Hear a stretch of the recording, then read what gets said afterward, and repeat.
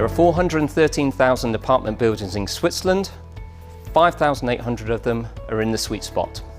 The sweet spot means a dilapidated apartment building built pre-1980s in a desirable location, available at a discounted price relative to the market. Moreover, when renovated, their resale and rental value increases exponentially. 12 years, 30 projects, and 500 apartments later, we are ready for our following 3 projects.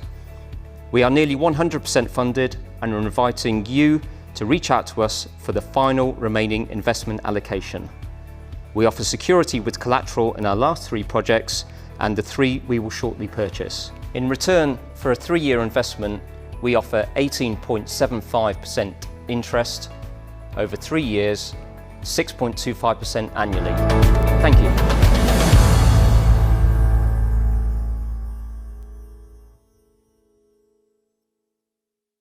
Tony Anderson. I have a finance background and also great expertise in real estate. Turnkey Capital is a specialist provider of refurbishments in Switzerland. Fantastic. Thank you so much, Tony. So today we'll be discussing the investment offer from Turnkey Capital. They're going to demonstrate their assets, the company structure, and all the details that one would need to know to make a sound investment. So without further ado, I'm going to just share this slideshow, Tony, and absolutely. Please continue. All right, thanks. So let's go down to slide number 4, will be the first one. So, as I mentioned, so we are actually like a turnaround expert, and what we do is we find old properties. It can be old multifamily homes, or it can be old hotels, and then we take these ones and we do a complete renovation work on it. And once that's done, we find the tenants and make it like usually a rental unit, and we make it a cash flow producing asset. And once it generates cash flow, it's worth a lot. And then we typically exit. And the buyers can be pension funds, it can be insurance companies, it can be family offices or wealthy individuals. Those are typically the ones that that acquire our houses. And the success that we have been, that we had in the past is boiled down to 3 things really. First of all is we're very cost efficient, and we have almost the unique ability to utilize own staff on our projects, which mean we have the own architects, we have the construction managers and the construction staff, which means that we can then reduce the usage of external contractors, and by that we can save money. And the second advantage is that we are right in between, the mom and pops that buy the smaller houses and the large real estate developers. So that's a nice little area to be in. It's a bit less competitive as well. And last one is, execution is very easy to say, but execution to us really means to drive the developments from acquisition to an exit as fast as we can. So we can go on the next one. So this is what some of the buildings look like when we buy them, and sometimes there's no other buyers on these houses because they look like that, and you really need to have skilled craft and know what you're doing to undertake a project like this. This one is in Frutigen. It was actually done outside of Turnkey in another vehicle that we had. We sold this one to the Rolex pension fund actually in 2019.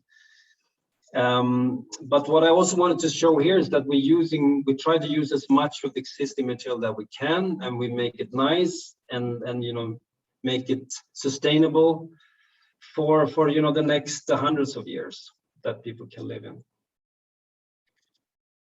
On the next one. So we have 3 properties now, and we will come to the property portfolio a little bit later on. So this is one of the properties that we have, and this is an old lady. It's in the town of Thusis, and Thusis is in canton of Grisons, it's just 15 minutes away from Cour. You have Ems is very close by, where you have the multinational company Ems Chemie. It serves as the local center for nearby villages. This town is quite a busy town when you go there. But what I wanted to show here is not only, of course, the property, but it's also, if you go to tusis.ch, that link on the left-hand side, /portrait/Geschichte, you can see that the Gemeinde actually shows this very building on the website, the history of the region. And I think the history of this one is particularly interesting. It was built 150 years ago by the same consortium that built the Badruz Palace in St. Moritz. So you used to have the rich and wealthy Englishmen. They came to Tusis, rested up, for a week or something to get acclimatized, and then they ventured further to St. Moritz to enjoy some skiing there. And of course, this property, we bought it in December 2019, had been standing empty for many years, and it was basically on the verge of being torn down. And that's now something that we can come in and in a sense rescue and make 21 absolutely beautiful apartments in there. And these are two other properties we used to also do. It's not inside turnkey, just to kind of show the work that we have been doing in the past. One is in Biel, one is in Frutigen, which is the one we talked about. That's outside of Thun. I think the key thing or the key message is that we do affordable housing, and that means we can do rents in brand new apartments from 700 francs to say 1,200 francs. That's about the rental span that we operate in. So we're in the low end of the market, which I think is a really interesting niche to be in, because almost everyone can afford the apartments that we have. And in some areas, there's actually not so many affordable apartments anymore. On the next one. So this is the second property that we actually have. We bought this one in April 2021, so this year. This used to be the Hotel Quadraccia in Samedan. Samedan is a very nice little village next to St. Moritz. It's where the local people are living. You have the hospital there, you have the golf course, you have the new Migros complex, you have the new administrative center of the canton is there. So it's a nice village, and it's very active village. So we bought this one. It was operational as a 4-star hotel, and we got the building permit in record time, already end of August. And I suspect it's because the Gemeinde is in the house next door, and there's like literally nothing to rent in this market for local people. And we will transform this one now into 26 apartments. And you can see on the photo, I actually got a photo this morning from the building site. They already covered this pool area now as well. So we're putting in a lot of effort, particularly in that old spa area, to make some of the nicest apartments. And then we'll try to keep as much as possible of the top, although in a renovated state, of course. And why should you care about what we're doing? Well, we've been doing this before quite a long time, over 10 years, more than 45 projects, 760 residential units renovated and sold. And most importantly, we've always turned a profit on all our projects. And I think that's a great testament to the business model that we operate in. Because in real estate, is the most important thing in real estate is the acquisition price. If you buy it too expensively, doesn't matter how good you are, you're gonna put yourself at risk. But the second one is also, once you've bought it, you need to be able to add value in a way that also leaves a lot of margin of safety in case things were to go wrong. This model, I'm not going to dwell too much. I mean, it's a very traditional, way to operate. We try to find objects and projects. We run the numbers on them and see what they could be valued in a fully rented state. and after the renovation has occurred, and that price we take a 30% haircut, and that's where we want the total cost to come in, which means the acquisition cost plus the renovation cost. So we need to have a nice buffer. And once we have established that type of safety net, then we go ahead and try to acquire the building and go through all the processes which relates to that. And then of course do the heavy renovation work. Then we find the tenants, and as I mentioned before, we then sell the properties fully rented.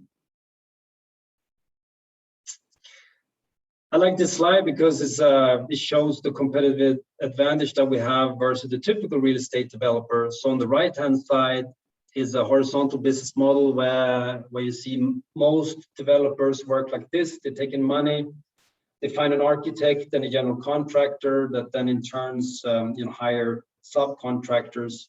And that's a great business model if you have a good sized project where you can actually put the pricing pressure down on the contractors, because you have to keep in mind that architects, they can run something from 5 to 15 projects at the same time, and if you're not at the top of the pile, it will going to take you longer time, and yes, everything is going to drag out.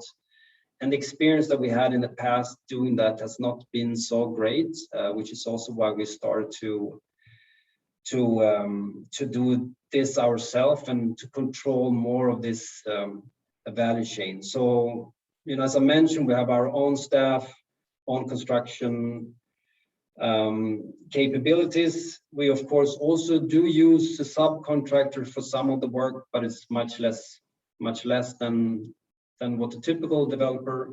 And by that we can reduce the margin losses and keep that profitability in the company. And the second advantage will be on the sourcing side. As I mentioned, we have the luxury, because of the heavy work that we do, we can run quite high margins on low volumes. And it's a little bit the same if you're like a wealthy individual and you go to a large bank. They're typically not so interested in you. They have a lower margin type of business. But if you go to one of the independent asset managers, they're happy to welcome you because they can levy a bit of a higher fee on you as well, and also cater to all your needs. And then in the real estate is a bit the same thing. I mean, large real estate companies, they need large volumes just to kind of make the profits that make sense for them. And that's what we have a nice area that we can go after. And this is the bond, and this is one way that we offer now investors to participate in the developments that we are doing and that we plan to do. And it's a nice way to participate, because you're indirectly exposed to residential real estate for a very nice coupon. I mean, we pay 6.25%. We pay that annually in francs. This has a 3-year maturity. And you can see in the capital stack, the bond will be second in line after the mortgage. It's a guaranteed bond as well. And we have a covenant in there as well that of course restricts us as well, that we ensure that the bond capital will be first repaid. This is the first bond that we're doing. It's super important to us, and it's really exciting because on the next slide you can see on the telecourse, it's up and running now. It's open for subscription. We're keeping the subscription window relatively tight. December 10th we're going to close the subscription window. However, you can also come and invest it later on when we do expand the bond issue up to this 8 million that we have.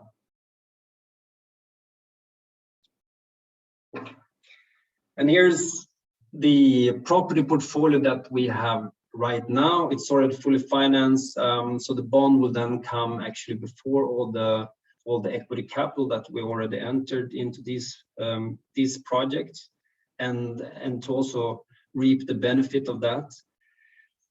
I mentioned too, SIS, which is the project number 3 listed here. We are probably going to be 95% done by the end of this year. Most of the apartments will be then finished. We have the garage that will be built early next year. We have 21 apartments. We already have 5 signed tenant contracts for the move-in date in March and April next year, which is also like a showcase. There's a strong demand. And the second property we also talked about in Samedan, which is the old Hotel Kvadratsja, will do 26 apartments, relatively large. And we only base our calculations on a pure rental object. It could be that we do, for instance, the pool area, which is the small little house adjacent to.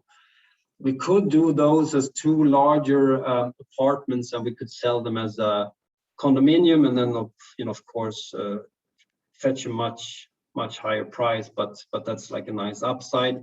Another upside, which is also not included, is the ability to build a penthouse floor on top of this building of 340 square meter. And then you can build a cube of 170 square meter on top of that as well. But that would require a bit of negotiation, because there's a Hochbaueinschränkung from the adjacent houses. And but we have an agreement already with the most important one, and we will work on an agreement with other houses as well. So that could probably be a nice upside, but we haven't calculated that inside these figures, just to be, run it on a conservative basis. Lax is also in Graubünden. Sorry, just to very briefly touch on that. If you go back 1 slide, please. Yeah. So this is an old restaurant in Lax. It's a super location near the lake. For those of you who have been there, it's on a dead-end street, and we'll do 8 apartments, of which one will be quite a large a holiday home, and the rest will be smaller apartments for local workers. Now we can go to the next one, please. So we are in the negotiation process, and we're very confident that we will secure these additional 3 assets. One is a hotel in Ticino by the lake, has even a boat place there. It's absolute pearl, which is the project number 4. Project 5 is in the German-speaking part. It's actually partly completed, has some rental income, but they need additional capital. And the project 6 is a completed building, which is not so interesting actually, but because this is a part of a package, is a distressed asset purchase, it's like, that will be part of the deal. So, after this transaction is completed, we can then move ahead with, with acquisitions, and then, the investors will then sit with, multiple properties. And here's a summary. It's maybe a lot of numbers here. I mean, obviously, I'm not going to maybe run through all of them, but I think it's really important to just see, the loan to values as an example on the existing properties is below 50% once we're completed, which we will be very soon. As I said, Tusis and Lax will be finished early next year, and Samedan is probably going to take at least in the middle of the summer 2023. But the bond runs until end of 24, so there's ample time there. And if we then do the acquisition, we're going to have 23 million in total debt by the banks, and the estimated value, which is relatively conservatively set, is going to be 43 million, which shows you that the loan to value is quite interesting. And even if you add the 5 million bond, you're going to have a 65% loan to value at exit, and that's a nice place to be, because then you can sell all the properties. Of course, this is always something that we would look to do. We could also, once the properties are finished and fully rented out, go to a bank, and any bank will then give up to 75% of the value of the properties. So you can also refinance out all the bondholders. That will be like another way to exit. But I think it shows you that, with the amount of money that we expect to make from all these 6 properties is around 10 million francs, and then we will release another 5 million from the equity that's already inside the properties. So we're going to have 15 million almost, and that's 3 times of the bond capital. and which shows you that it's very, very well covered in terms of the profitability. Yeah, I think that's kind of wraps it up. This is just a brief overview, where the properties are, are located. Graubünden, just to mention it, maybe you wonder, I think it's a super interesting area, but it's also very interesting from a development perspective because they don't levy tax on capital gains. Of course, you pay the tax in the corporate, but it's really it's a really interesting point from a buy and sell type of business model in Graubünden. In some other cantons, they are more restrictive. For instance, in Zurich, you can pay up to 60% tax if you turn a property inside 1 or 2 years' time. Yeah, this is just to show you as a bond investor where you come in. You come into, actually it should be turnkey AG. We have put in 310,000 of equity injection to transform the GmbH into an AG. And the reason why we put the bond on the holding level is actually just to avoid restrictions from the banking side, because if the banks were to see that there's a bond there with very high interest, they may turn around and say, well, maybe you can get a less mortgage, and the mortgages from the banks is what you really want because they're extremely cheap, and that's the reason why we put it on the holding level. And to make the investors comfortable, we have a guarantee document where Turnkey Capital AG, which also owns and holds the assets, gives a guarantee back to the bondholders at Turnkey GmbH. So in the event of default, it will be the same thing as being in a second mortgage on the assets. But the beauty is that you're not tied into a single asset here. You're actually more diversified to several properties. So that's the advantage of this particular structure. Tony, historically, how have you financed the projects, and why are you launching a bond issue or bond request at the moment? Yeah, so historically we've been working, with equity investors to kind of kickstart everything, and now when we have already gone through, the building permit, the hurdles, which is one of the main risks when you develop properties in Switzerland, that you have what they call like an Einsprache in the Swiss-German part. That's not there anymore. We are very far into the redevelopments of the properties, and we're very close to starting to rent them out, and that's why the majority of that development risk is gone. And then the bond capital is just a nice way to make a bankable product, because that's been requested by some people who really like what we do, but this whole private equity part is not really for them. They need to have something on the books that they can show their clients, and the bond is also interesting from a risk point of view, because you have first our margins of safeties, and then you will have the equity buffer in between, and then comes the bond capital. Okay. Now, you've got a fairly wide range of locations that you've been working on. Yeah. Is there any particular direction towards certain communes, or is it you're looking to fulfill a particular need regardless of where the opportunities are? Yeah, our strategy is very opportunistic, to be honest with you. We try to find, properties where we can see that there's a lot of value add to be made, and of course also in the marketplace where they also may be lacking, affordable houses, and that's typically our niche, and yeah, how we attack that part.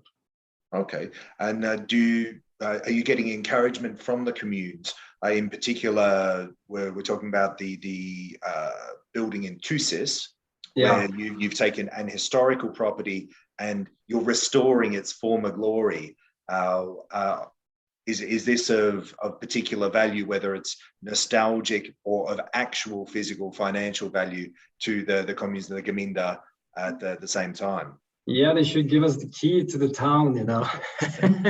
But no, I mean, the good and the bad thing. I mean, the good thing is the only thing that's was protected was, you know, the color of the outside facade, which is really strange actually, because they had a beautiful ballroom in this building that we actually doing to two very nice apartments now instead. Okay. But yes, there's no financial capital that you can get from the communes. Unfortunately, it's only if it's under protection, then you can sometimes get some money back from the renovation. But then you also need to use certified, you know, renovation specialists. So it's from a financial point of view, it's not interesting per se like that, but we think it's really important because a lot of these houses are so beautiful, and I think from an architectural point of view, it really makes sense to, you know, to keep them. So, and that's what we, of course, you know, I'm very happy to do, and at the same time, you know, to of course turn a profit for that also for our investors. Okay, I've got a question from Craig. What is the minimum size deals that you work on when you're looking to invest into a new project? So we typically say we want at least 1,000 net rental surface before we enter. The Lax property is smaller than that. It's only 650 square meter, but that was such a special type of deal where we could acquire this property for a very interesting price point. But normally we need to have like 1,000 square meter and upwards for it to make sense. Okay. Thank you for that, Tony. Now, on the level of working with the communes, you've mentioned that you've got a really good, strong vertical integration, but you're using some subcontractors. Do you have an emphasis on the local subcontractors and being able, again, to recontribute to the communes that you're investing in? Yes, yeah. I mean, we exclusively use local subcontractors actually. And you know, mainly on the electrical work, but also on the roofing sometimes. And you know, it's also like the engineers that we also, you know, all use the local, and it kind of makes sense as well, you know, when you develop instead of sending people like across the country. Okay, we've got another question from Anton. Now, what is your largest risk? The largest risk, and also or is it the development time or the permit delays? Yeah, the largest risk is always when you, right after you have acquired the property and before you have the building permits. Because although the beauty of doing renovation is that normally we will always get the building permit, but it could be, you know, objections. So that's always, you know, the case. And we had like one property, you know, in another vehicle that took, you know, almost 3 years for that. That was in an objection phase. Normally it goes relatively fast, but that is the main one. And then on the construction risk side, in the pandemic now, you know, as an example, on the Tuesday property that we bought in December 2019, just as Corona hit, you know, it was that one has been both challenging from a renovation point of view, but also to experience the whole pandemic during this time period. Okay. And it's been, you know, it's been really challenging because I mean the material costs have been going up, and sometimes we couldn't even find like plaster, like gips in the whole country. We had to go to like Germany and source that. Okay. So I think, yeah. Okay, and speaking of delays, have you experienced any delays with obtaining rental tenants due to COVID or at any other stage? Yes. What kind of time? That's true. Yeah, exactly. We have seen another vehicle. We have a few properties in Ticino, in Chiasso in particular, and in Ponte Tresa we also have something where the region is not as strong as the ones that we have, you know, in the turnkey vehicle, but nevertheless. And what we did see is that during the pandemic, it was of course more difficult to get the traffic to the apartments, to kind of look at the apartments. And I also think that if you are in more in the low income brackets, maybe at times also your job could have been a bit more at risk. And if your job is also at risk, it's not really the time to move. But we could see, it was very interesting to see, it's around that June, July timeframe, it just changed and then almost normalized again. And then we start to fill up in a normal rate. Yeah. So from now on, I don't see, I mean, on the contrary now, because of the locations that we have, I think we see really, really strong demand right now. Okay, brilliant. Okay, and here's a nice easy one for you. What do investors do if they want to participate in this now? Okay, well, they take the term sheet and call the bank and say, I want to subscribe to this bond, and then the bank will then turn back to them and ask if they need any like additional documents. But that's essentially the only thing you need to do. Yeah, I've got a follow-up question, I believe also from Anton, and it's got to do with the Lex Collar laws. So does the investor need to have a Swiss residence permit? I believe you have answered that. I just want to quickly recap. Yeah, I mean, we do, when you issue a bond, there is a way to accept foreign investors. However, I already have filled that part of the slot. So it has to be from Swiss investors or like, someone with a permit here. Great. Craig's come back with another one as well. How are you finding your investment properties? As you mentioned, the one in Thusis was empty for many years.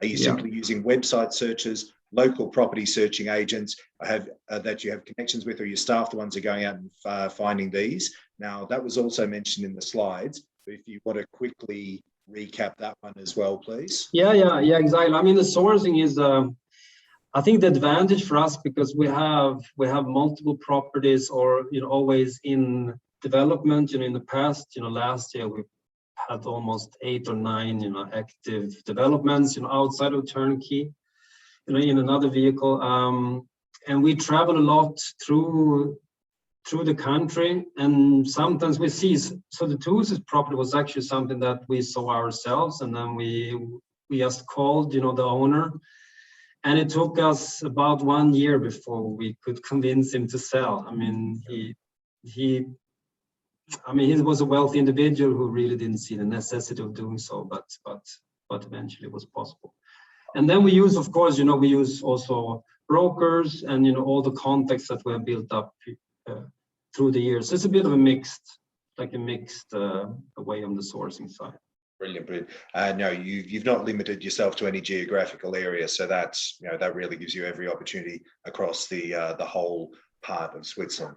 Yes, yes and no. I would just say that in the French part we haven't really done anything, and it's not that we don't like the French part. It's just that the laws around how to sometimes evict tenants. If you have an old property and you need to do a complete refurbishment, you also need to ensure that you can actually empty the building. And that is very restrictive at times. And that's also why if you go to Geneva is a really good example. You see sometimes very old buildings who just desperately need to be renovated, but no one can obviously do that, So that's one region where we don't do. But otherwise, in the Swiss-German part and in the Ticino, we have a lot of experience. We've done a lot of projects there. Okay, great. Do we have any more questions either from the panel or the participants? I have some questions from Anton, which are regarding the bond, and so I'll cover those in the bond Q&A. Yeah.